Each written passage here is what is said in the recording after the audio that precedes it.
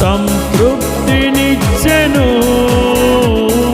నీ మాటలే ఔషధమై గాయములు మాన్పెను. నీ మాటే మధురం రాజులకే మహారాజులకే